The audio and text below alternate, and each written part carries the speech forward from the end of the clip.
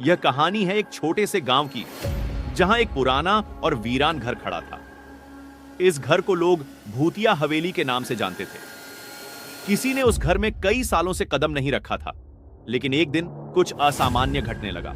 एक शाम रवि नाम का एक युवक अपने दोस्तों के साथ उस घर के पास से गुजर रहा था। उसने दोस्तों को चुनौती दी कि कोई उस घर के अंदर जाने की हिम्मत कर सकता है क्या। सभी ने मना कर दिया, लेकिन रवि ने तय किया कि वह अकेले ही जाएगा। जैसे ही रवि ने घर का दरवाजा खोला, एक ठंडी हवा का झोंका उसके चेहरे पर लगा।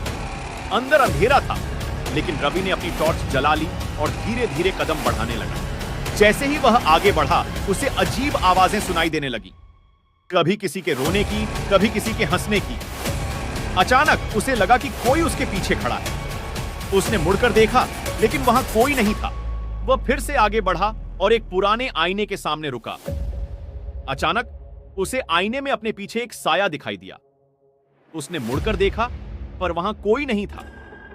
वह साया सिर्फ आईने में ही दिखाई दे रहा था, जैसे कोई अदृश्य शक्ति उसका पीछा कर रही हो। रवि ने डर के मारे भागने की कोशिश की, लेकिन दरवाजे अचानक अपने आप बंद हो गए। उसे लगा कि वह कभी बाहर नहीं निकल पाएगा। उसने अपने दोस्तों को पुकारा, लेकिन उसकी आवाज सुनने वाला कोई नहीं था। अंत में जब उसकी उम्मीद टूट गई, तो अचानक दरवाजा खुल गया। रवि भागता हुआ बाहर आया और सीधे अपने दोस्तों के पास पहुंचा। उसने उन्हें सब कुछ बताया, लेकिन किसी ने उसकी बात पर विश्वास नहीं किया। वे सब हंसने लगे और सोचा कि वह सिर्फ मजाक कर रहा है। लेकिन रवि जानता था कि उसने क्या देखा था। उस अदृश्य साया का डर उसके मन में हमेशा के लिए बस गया था। वह जान गया था कि उस भूतिया हवेली में कुछ ऐसा है जो किसी को भी चैन से जीने नहीं देगा।